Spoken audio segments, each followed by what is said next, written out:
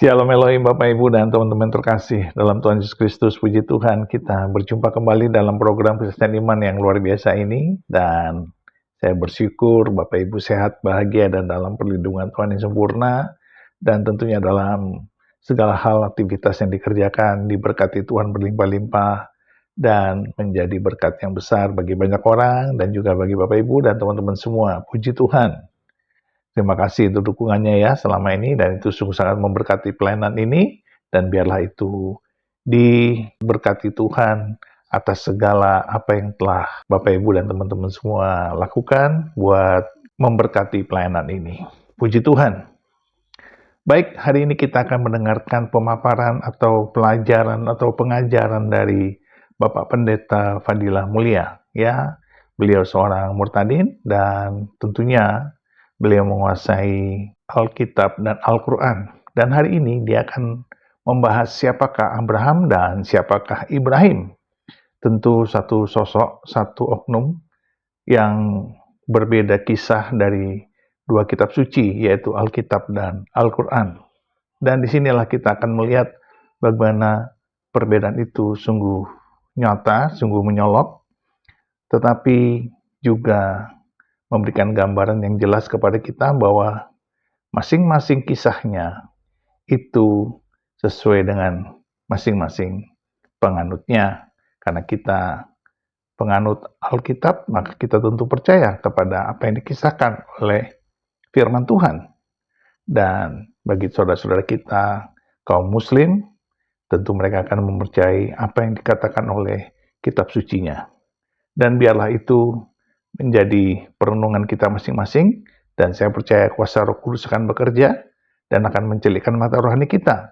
Seperti dahulu, Pak Pendeta Fadilah Mulia begitu yakin dan percaya dengan versi kitab sucinya.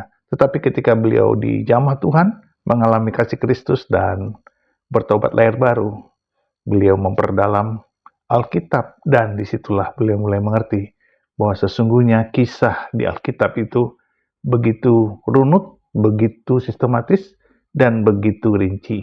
Puji Tuhan. Nah, bagaimana pemaparan beliau? Mari kita saksikan bersama-sama. Tuhan memberkati. Hari ini temanya adalah Abraham ya dalam Alkitab dan kisah Ibrahim dalam Al-Quran.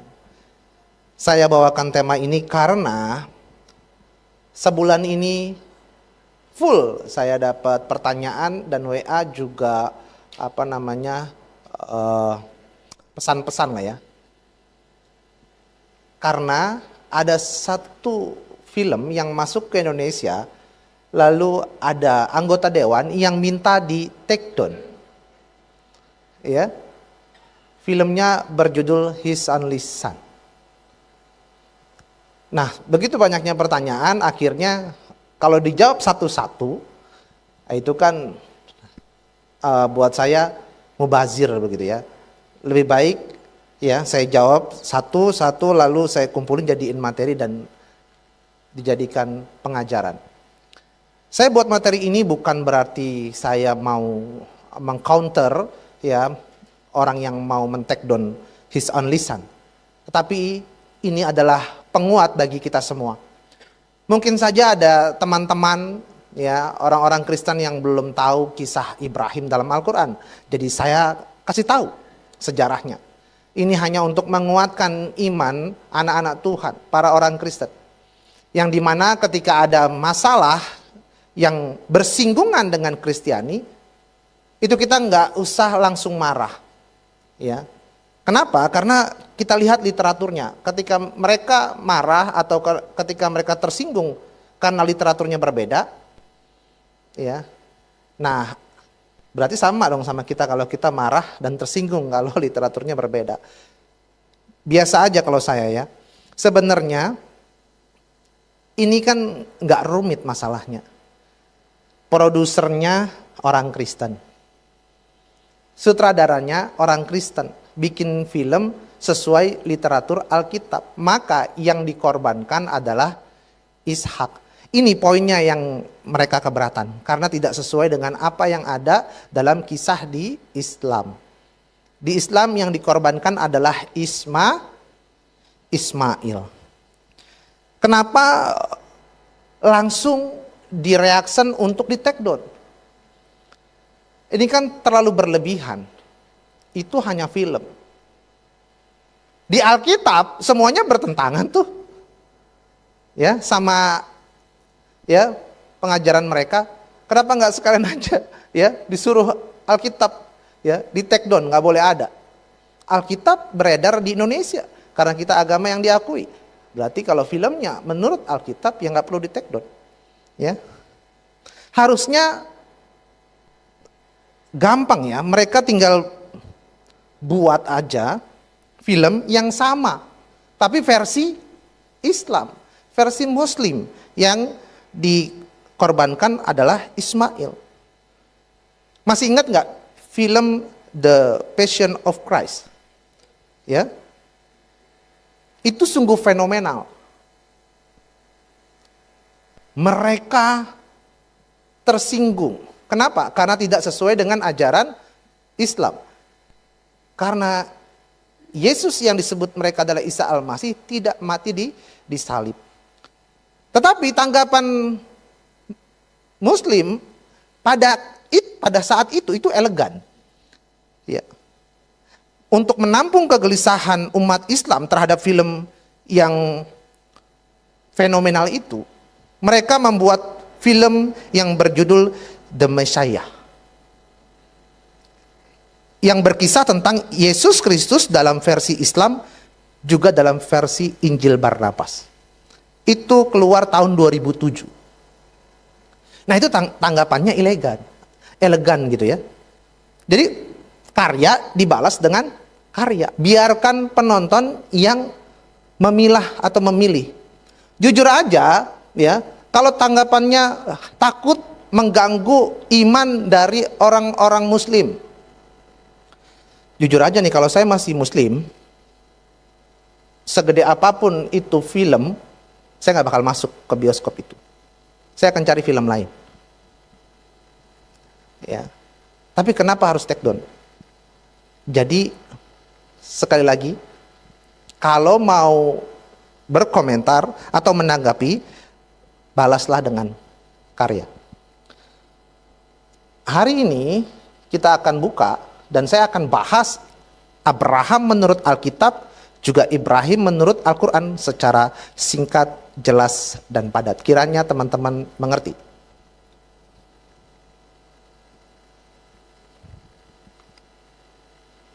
Ya. Nah, apakah Abraham versi Alkitab dengan Ibrahim versi Al-Quran adalah oknum yang sama? Itu pertanyaannya.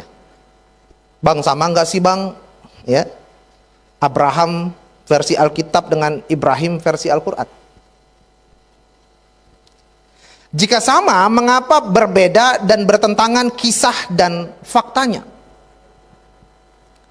Nah, saya akan memaparkan perihal atau ihwal Abraham versi Alkitab dan Ibrahim versi Al-Quran yang hampir ada kemiripan, tapi berbeda. Sekali lagi, ini hanya untuk menambah wawasan, ya, biar kita sama-sama tahu kisahnya. Dimulai dari makam atau kuburan dari Abraham di dalam Alkitab. Terdapat dalam Kejadian 25 ayat 7 sampai dengan 11. Abraham mencapai umur 175 tahun. Lalu ia meninggal. Ia mati pada waktu telah putih rambutnya, tua dan suntuk umur. Maka ia dikumpulkan kepada kaum leluhurnya. Dan anak-anaknya Ishak dan Ismail menguburkan dia dalam gua Makpela di padang Efron bin Zohar, orang Het itu, padang yang letaknya di sebelah timur Memre, yang telah dibeli Abraham dari Bani Het. Di sanalah terkubur Abraham dan Sarah istrinya. Setelah Abraham mati, Allah memberkati Ishak anaknya itu, dan Ishak diam dekat sumur Lahai. Jadi di sini tertulis Abraham mati Dikuburkan di mana? Di Gua Makpela. Ya. Yang menguburkan siapa? Anaknya, Ishak dan berarti Ismail juga anaknya ya. Jadi saya berpikir kalau literatur mereka mengatakan Ismail, ya kita nggak perlu marah.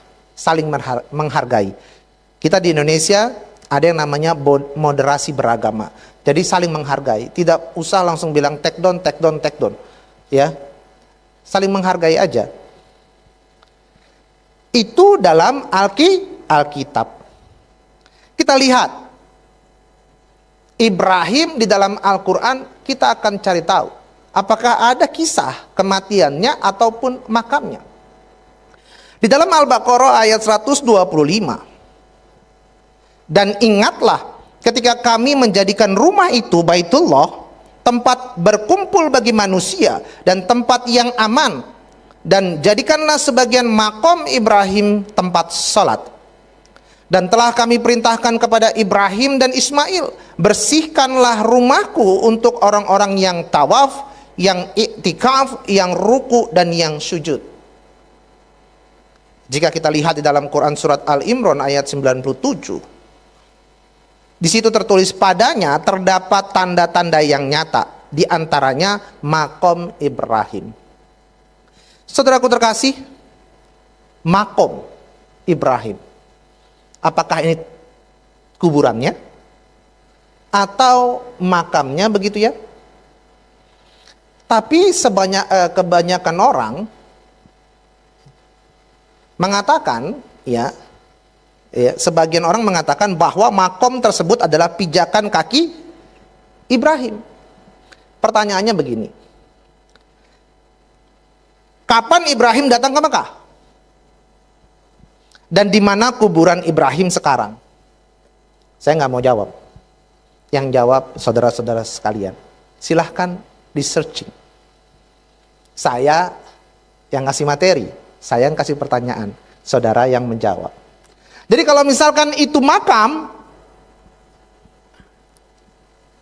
maka apakah itu kuburannya?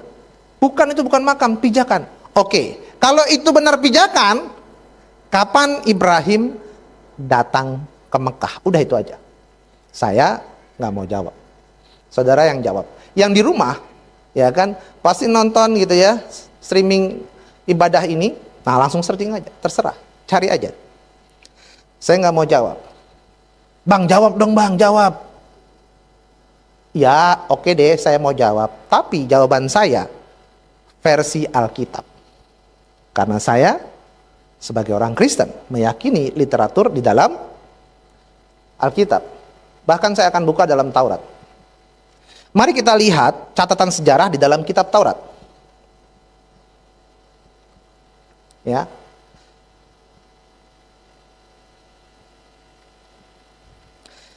Antara Mekah ke Yerusalem itu kalau diukur jauhnya kurang lebih 1236,19 kilometer. Ini sejarahnya ya, atau jaraknya gitu ya. Ini sejarah Abraham, benarkah pernah ke Mekah gitu ya. Jarak sejauh ini ya, bisa nggak ditempuh? Ini posisi Yerusalem. Nah, ini posisi Mekah. Kira-kira ditempuh bisa nggak ya pada waktu itu? Mungkin naik ontak gitu, kayaknya susah. Naik pesawat belum ada. Naik motor juga belum ada. Naik mobil apalagi belum ada. Jadi kapan? Begitu ya.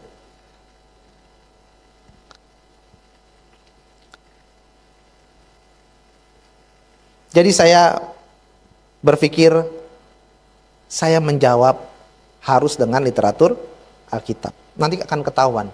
Pernah nggak sih ya ke Mekah? Ini perjalanan Abraham ya, dari Ur Kasdim menuju Haran dan lain sebagainya ya. Lalu dia mati di Gua Makpela. Ya. Dikuburkan di Hebron di Gua Makpela. Nah, secara singkat saya akan rangkum seperti ini. Dia berangkat dari Ur Kasdim, terlihat dalam Kejadian 11 ayat 31, sampai ke Haran dalam Kejadian 11 ayat 31 juga, sampai ke Sikem dalam Kejadian 12 ayatnya ke-6, sampai ke pegunungan sebelah timur Betel dalam Kejadian 12 ayat 8, sampai ke tanah Negeb Kejadian 12 ayat 9, sampai ke Mesir Kejadian 12 ayat 10, kembali ke tanah Negeb Kejadian 13 ayat 1, menuju ke Betel Kejadian 13 ayat 3, pindah ke Memre dekat Hebron, bisa dilihat di Kejadian 13 ayatnya yang pertama. Ibrahim diberkati anaknya Ismail ketika di Kanaan, bisa dilihat di Kejadian 16 ayatnya yang ketiga. Ibrahim ke tanah Negeb Kejadian 20 ayat 1, Ibrahim ke tanah Moria Kejadian 22 ayat 2, Ibrahim pergi dan tinggal di Beersheba, bisa dilihat di Kejadian 22 ayat 19. Nah, Sarah nampaknya tetap tinggal di Hebron. Sarah wafat di Hebron dalam Kejadian 23 ayat 2. Nah, Ibrahim juga dimakamkan di gua Makpela di Hebron, Kejadian 25 ayat 9. Tidak pernah ya tertulis menginjakkan kakinya di Mekah. Jadi menurut kitab Taurat, Abraham atau Ibrahim tidak pernah menginjakkan kakinya di tanah Mekah. Lalu makam siapakah yang ada di Mekah? Itu bukan makam, Bang, itu pijakan. Oke, pijakan kaki siapa yang di Mekah? Saya sedang tidak menekan pihak tertentu, tapi saya bertanya. Ya, saya bertanya. Yang tahu jawabannya silahkan komen, ya, di kolom komentar. Oke, itu masalah kematian dan kuburan Abraham. Sekarang kita lihat bapak kandung dari Abraham atau yang disebut Ibrahim oleh umat Islam. Di dalam Kejadian 11 ayat 26, setelah Terah hidup 70 tahun, ia memperanakan Abram, Nahor, dan Haran. Nah, Abraham itu nama baru dari Tuhan. Nama sebelumnya adalah Abram. Bapaknya namanya Terah.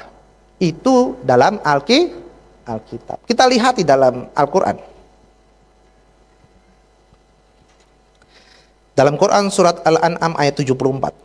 Dan ingatlah di waktu Ibrahim berkata kepada bapaknya, Azar, pantaskah kamu menjadikan berhala-berhala sebagai Tuhan? Sesungguhnya aku melihat kamu dan kaummu dalam kesesatan yang nyata. Jadi bapaknya Ibrahim namanya Azar. Makamnya beda, bapaknya beda, ya. Lalu ini yang fenomenal, yang gara-gara ini film His Only Son diminta di take down. Dalam Kejadian 22 ayatnya yang kedua, firman-Nya, ambillah anakmu yang tunggal itu yang engkau kasihi, yakni Ishak. Pergilah ke tanah Moria dan persembahkanlah dia di sana sebagai korban bakaran pada salah satu gunung yang akan kukatakan kepadamu. Ada tertulis namanya Ishak. Jadi kalau produser atau sutradara His Only Son, ya, membuat film lalu yang dikorbankan namanya Ishak, dan Ishak yang dikorbankan itu, ya, adalah sudah ada di literatur Alkitab. Kira-kira salah apa enggak? Ya karena memang literaturnya Alkitab, ya, enggak salah. Mohon maaf banget. Kalau seandainya Pak Yosi, ya, ketika zaman Abraham dia menjadi anak Abraham, ya, jadi Terah memperanakan, ya, Abraham, ya, terus Yosi gitu ya, sorry ya Pak ya, sorry, ya, jangan diambil hati, Terus Tuhan katakan, ambillah anakmu yang tunggal itu yang engkau kasihi, yakni Yosef. Misalkan. Kira-kira yang dibawa Abraham, Ishak atau Ismail? Ya Abraham nurut Tuhan dong. Ya kan? Nurut Tuhan. Ini contoh. Jadi Abraham itu hanya menuruti kata Tuhan. Jadi kalau pada saat itu Pak Yosi udah ada, mungkin Pak Yosi fenomenal. Ya, wah, dia yang persembahkan nih ya kan. Tapi sayangnya Pak Yosi tidak sefenomenal itu ya. Nah itu maksud saya. Saya mau katakan Abraham dia hanya menuruti kata Tuhan. Kalau di Alkitab tertulis Ishak dan Tuhan maunya Ishak, nggak bakal bisa diganti. Nah coba ya, kita lihat di dalam Al-Quran. Ya, di dalam Quran surat Asy-Syaffat ayat 100 berbunyi, ya Tuhanku, anugerahkanlah kepadaku seorang anak yang termasuk orang-orang yang saleh. Lalu di dalam Quran surat As-Saffat juga ayat 103. Tatkala keduanya telah berserah diri dan Ibrahim membaringkan anaknya atas pelipisnya, nyatalah kesabaran keduanya. Nah, kalau kita baca secara keseluruhan dalam Quran surat As-Saffat ini dalam ayat 99 sampai 107, tidak akan menemukan dan tidak menjelaskan bahwa Ibrahim mengorbankan Ismail. Kosong nama itu. Inilah yang membuat para ahli sejarah Islam bingung dan berbeda pendapat. Siapa yang dikorbankan? Ya. Nggak ada. Ya. Bingung mereka semua. Siapa yang dikorbankan? Mau bilang Ismail tapi nggak tertulis gitu ya. Mau bilang Ishak nanti kok sama kayak Alkitab. Jadi bingung mereka. Terus jawabannya yang benar yang mana? Kalau saya ditanya, yang dikorbankan adalah hewan saudara. Dua-duanya nggak ada yang mati. Ya, Tuhan ganti dengan domba, kambing, atau disebut kibas. Sekarang gini, coba ya, umat Islam percaya kepada Taurat, Zabur, Injil, lalu digenapi dengan Al-Quran. Ini dogma Islam ya. Taurat mengisahkan baik makamnya, baik ayahnya, baik yang dikorbankan dan lain sebagainya. Kok bisa-bisanya ya berubah di kitab yang ini gitu ya. Kenapa? Kan di dalam rukun iman yang ketiga ya, mengimani kitab-kitab Allah atau percaya kepada kitab-kitab Allah, yaitu Taurat, Zabur, dan Injil. Seharusnya kalau percaya itu nggak mungkin berubah. Kisahnya itu terus sama. Ya, walaupun penulisnya berbeda. Tapi mengapa kok bisa berbeda kisahnya? Nah, saudara yang menyimpulkan. Lalu kisah Abraham atau Ibrahim dibakar. Ya. Dalam Alkitab tidak ada kisah Abraham dibakar. Siapa yang pernah menemukan kisah Abraham dibakar? Mungkin yang pojok sana atau yang pojok sana. Ada yang pernah menemukan kisah Abraham dibakar? Nggak ada dalam Alkitab. Tapi ada nggak sih kejadian bakar-bakaran begitu ya, pengikut Tuhan gitu ya, dibakar? Ada kisahnya, tapi bukan Abraham. Kisah pembakaran itu hanya ada pada zaman Nabi Daniel. Coba lihat di dalam Daniel pasalnya yang ketiga ayat 19 sampai dengan 26. Maka meluaplah kegeraman Nebukadnezar. Air mukanya berubah terhadap Sadrak, Mesak, dan Abednego. Lalu diperintahkannya supaya perapian itu dibuat 7 kali lebih panas dari yang biasa. Kepada beberapa orang yang sangat kuat dari tentaranya. Dititahkannya untuk mengikat Sadrak, Mesak, dan Abednego dan mencampakkan mereka ke dalam perapian yang menyala-nyala itu. Oh, jadi ada kisahnya. Ya, tapi yang dibakar atau dilemparkan ke perapian adalah Sadrak, Mesak, Abednego. Lalu diikatlah ketiga orang itu dengan jubah, celana, topi, dan pakaian-pakaian mereka yang lain, dan dicampakkan ke dalam perapian yang menyala-nyala. Karena titah raja itu keras, dipanaskanlah perapian itu dengan luar biasa, sehingga nyala api itu membakar mati orang-orang yang mengangkat Sadrak, Mesak, dan Abednego itu ke atas. Tetapi ketiga orang itu, yakni Sadrak, Mesak, dan Abednego, jatuh ke dalam perapian yang menyala-nyala itu dengan terikat. Kemudian terkejutlah Raja Nebukadnezar lalu bangun dengan segera. Berkatalah ia kepada para menterinya, bukankah tiga orang yang telah kita campakkan dengan terikat ke dalam api itu? Ya. Jawab mereka kepada raja, benar ya raja.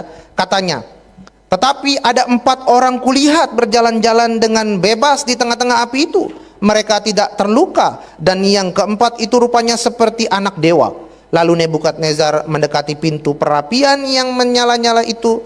Berkatalah ia, Sadrak, Mesak, dan Abednego, hamba-hamba Allah yang maha tinggi, keluarlah dan datanglah kemari. Lalu keluarlah Sadrak, Mesak, dan Abednego dari api itu. Jadi kisah ini kisah tentang Sadrak, Mesak, Abednego yang dibuang ke perapian. Namun ya, Nebukadnezar terkejut, kok nggak mati? Malah seperti ada anak dewa yang menyelamatkan. Dipanggillah Sadrak, Mesak, dan Abednego. Nah, di dalam kisah ya di Islam bahwasannya Abraham atau Ibrahim itu dibakar, saudara. Di dalam Quran surat Al-Anbiya ayatnya yang ke-69.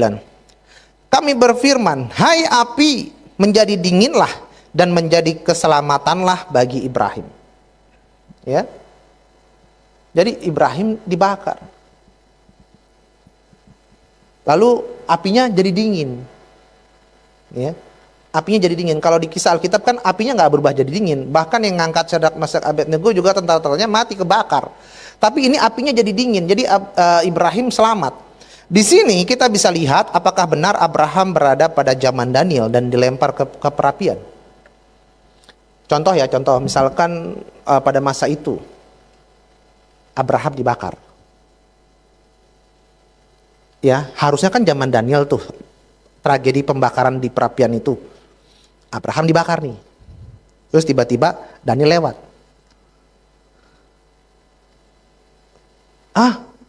Apakah engkau bapak orang beriman? Bapak para nabi? Abraham. Abraham menjawab, ya itu aku. Bapak, maaf, Anda salah zaman, Pak. Anda salah zaman. Bapak mending balik lagi. Ini zaman saya, Bapak. Ini zaman saya. Ini Daniel, Bapak. Ini Daniel. Ya, bisa begitu tuh. Ya. Karena salah zaman. Jadi tidak pernah di dalam Alkitab dikisahkan Abraham dibakar. Nah, ini nggak jauh lebih penting tentang Abraham dihitan atau disunat. Dari semua kisah-kisahnya satu persatu kita runutin ya. Abraham dihitan atau disunat. Kita lihat. Di dalam Kejadian 17 ayat 10 sampai dengan 11. Inilah perjanjianku yang harus kamu pegang. Perjanjian antara aku dan kamu serta keturunanmu. Yaitu setiap laki-laki di antara kamu harus disunat. Ya, haruslah dikerat kulit khatanmu, dan itulah akan menjadi tanda perjanjian antara aku dan kamu. Jadi Ibrahim atau Abraham memang diperintahkan untuk melakukan sunat. Kamu harus disunat, menjadi tanda perjanjian antara aku dan kamu. Nah, kita akan coba teliti di mana alat sunatnya. Sejarah dalam Alkitab, perihal sunat adalah menggunakan pisau dari batu. Tidak tertulis menggunakan alat lain. Coba kita lihat di dalam Keluaran 4 ayatnya yang ke-25. Lalu Zipora mengambil pisau batu dipotongnya kulit khatan anaknya, kemudian disentuhnya dengan kulit itu kaki Musa sambil berkata, sesungguhnya engkau pengantin darah bagiku. Jadi dengan pisau batu, saudara. Bahkan di dalam Yosua pasalnya yang kelima ayatnya yang kedua, pada waktu itu berfirmanlah Tuhan kepada Yosua, buatlah pisau dari batu dan sunatlah lagi orang Israel itu untuk kedua kalinya. Ya, sunat pakai pisau batu dalam Alkitab. Kita lihat di dalam dogma mereka, ya, kisah di dalam Islam. Ibrahim disunat nggak? Disunat. Ada nggak di Al-Quran? Di Al-Quran itu saya samar-samar mencarinya, tetapi yang jelas karena saya mencari alat potongnya, ya. Nah, dapatlah di dalam hadis riwayat Bukhari juz 7 halaman 143 dari Abu Hurairah bahwasanya Rasulullah Shallallahu Alaihi Wasallam bersabda, Nabi Ibrahim alaihissalam berkhitan setelah berusia 80 tahun dan beliau khitan dengan menggunakan kampak. Di dalam hadis riwayat Muslim juz 4 halaman 1839 juga sama bunyinya. Dari Abu Hurairah ia berkata Rasulullah Shallallahu Alaihi Wasallam bersabda, Nabi Ibrahim alaihissalam berkhitan saat beliau berusia 80 tahun dengan menggunakan kampak. Ya, kita nggak perlu marah dan kita nggak perlu bilang itu salah, itu kan keyakinan mereka. Kita hargai. Dalam riwayat ini Ibrahim diyakini disunat menggunakan kampak. Oke, pertanyaan saya, siapa di sini yang disunat? Angkat tangan. Siapa namanya? Hah? Rendra. Satu doang nih. Jangan tanya saya pasti disunat. Oh, Pak Gembala juga. Saya kalau nanya Pak Gembala segen. Saya tanya Rendra aja ya. Ren, disunat sakit gak, Ren? Sakit. Pakai apa dulu sunatnya?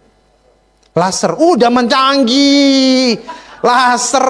Baru saya mengharapkan jawabannya gunting ke atau alat apa kayak gitu. Laser. Susah dibandingkan gitu dengan alat pisau batu gitu ya. Tapi bayangkan sekarang dunia udah canggih. Pakailah laser. Ini moga-moga Pak Pujo nonton ya di rumah ya. Saya berdoa, tadi dapat kabar Pak Pujo sakit, saya berdoa sembuh. Saya WhatsApp tadi ya. Pak Pujo disunat kan? Gimana? Pak Pujo umurnya berapa? Berapa umurnya? 40. 40. Ada 70 ada. 60. Belum sesuai dengan yang diajarkan nih. 80 nih. Saya cuma cari yang usia yang 80 ada nggak di sini? Yang belum sunat tuh saya tawarin sunat pakai kampak. Kira-kira bagus loh, ya. Nggak apa-apa, kan kulitnya udah kelihatan tuh, udah gampang. Ya. Bagaimana tuh rasanya? Jadi saya berpikir begini, apapun yang mereka katakan dan itu diyakini oleh mereka dan selama ada literaturnya, ya kita hargai. Ya, ini ketawanya nggak berhenti itu. Ya, jangan gitu ya. Memang saat ini kita ketawa waktu merasakan sunat, waktu itu sakit, nangis nggak? Nangis nggak, Ren?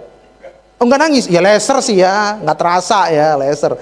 Saya masih dengan gunting, ya si gunting terus dijahit satu persatu. Ya biusnya ini lagi ya kan di area tertentu doang, biusnya habis teriak tuh, gitu ya. Waduh, ya. Nah, kesimpulannya, pisau batu itu lebih tajam loh daripada besi, ya. Nah, kesimpulannya, jika Al-Quran meyakini kebenaran Taurat, maka seharusnya kisah tidak akan berubah. Lantas mengapa berbeda kisah sejarahnya padahal oknumnya sama? Yaitu sama-sama menceritakan orang yang dikasihi Allah, orang yang mendapatkan perintah pengorbanan, dan Bapa orang beriman, juga Bapa para nabi. Yang keempat, sengaja saya kosong titik-titik, saudara yang menyimpulkan dari apa yang saudara telah dengar. Ya, PR buat saudara tuh ya. Karena sebenarnya yang disimpulkan banyak, tapi dari ketiga ini sudah menunjukkan bahwasannya ini sebenarnya menceritakan oknum yang satu, tetapi kenapa kisahnya berbeda. Nah, kesimpulan yang nomor 4, saudara bisa menyimpulkannya dengan terserah saudara. Tapi yang jelas, oknum kalau mau dibilang berbeda, maka ada 2 orang yang kita yakini mendapatkan perintah untuk mengorbankan anaknya. Ya. Apakah benar ada 2 orang? Atau memang oknumnya sama, kisahnya doang beda? Nah, saudara yang jawab deh. Ya, saudara yang jawab. Terus kalau misalkan, maaf nih ya, kalau misalkan ada yang mengatakan antara ya Isa dengan Yesus begitu ya, berbeda gitu ya, maaf. Oknumnya beda itu nggak sama. Karena apa? Karena kisahnya beda. Kita coba tarik kesimpulan seperti Bapak Abraham dengan Ibrahim ini. Berarti ada 2 orang yang lahir dikandung oleh firman Allah. Ada Roh Kudus. Karena di Alkitab jelas, firman telah menjadi manusia. Di Al-Quran jelas, dia Rohullah wa kalimatullah. Dalam Alkitab juga tertulis, ya, dia tidak berdosa, tidak bercacat celah. Al-Quran juga demikian. Alkitab juga demikian. Berarti ada 2 orang yang suci di dunia ini. Benarkah demikian? Kenapa nggak disimpelkan aja? Bahwasannya ya oknumnya sih sama, cuman kisahnya beda. Nah, mau percaya yang mana? Gitu aja. Gitu aja. Karena saya percayanya waktu pertama kali saya bertobat, ya karena Isa Al-Masih. Saya nggak kenal Yesus Kristus dulu. Tapi ketika saya baca Alkitab, saya sadar kisah yang benar adalah dalam Alkitab. Udah titik. Ya, kisah yang benar dalam Alkitab. Ini kisahnya apapun itu, ya terserah. Saya udah nggak percaya. Ya. Bagaimana dengan Al-Quran yang dalam bahasa Inggris? Yesus Kristus itu di situ tertulis Isa Al-Masih di situ tertulis Jesus Christ. Nah itu oknumnya beda lagi tuh berarti. Ya. Gimana tuh? Lalu kemarin rame-rame begitu ya. Ada pengumuman libur untuk tahun depan. Ada 27 hari libur. Dan nama Isa Al-Masih mau diganti nama Yesus Kristus. Oh, pada senang, ya. Terus ada yang juga pada marah. Enggak perlu senang amat dan enggak perlu marah-marah amat, itu biasa aja. Ya. Simple aja. Jika namanya Isa, ya berarti berkarya atas nama Isa. Esensinya nggak berubah. Jika memang nanti terganti dengan nama Yesus Kristus, juga biasa aja, ya. Nama itu nggak berubah esensinya, tetap Tuhan. Ya.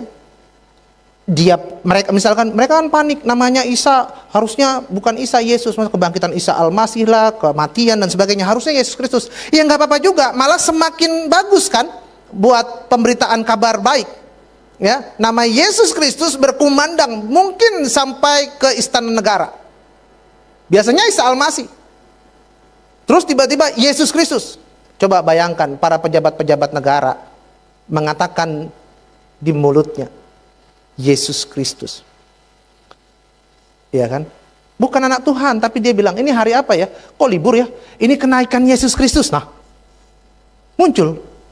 Ambil positifnya. Yang menggunakan pemberitaan kabar baik dalam nama Isa yang bersyukur.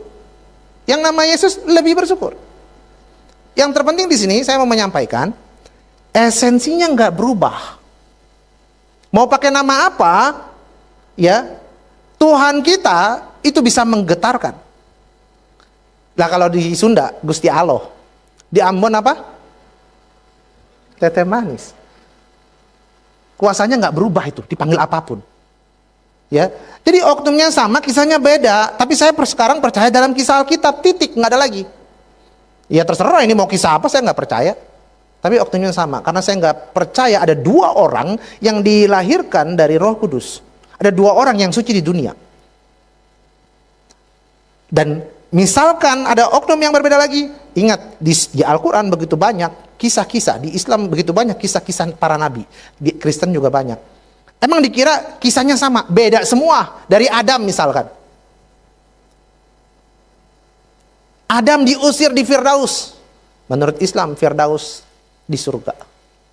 Kristen, memang Adam diusir dari Firdaus. Tapi Firdaus bukan ada di surga, di bumi.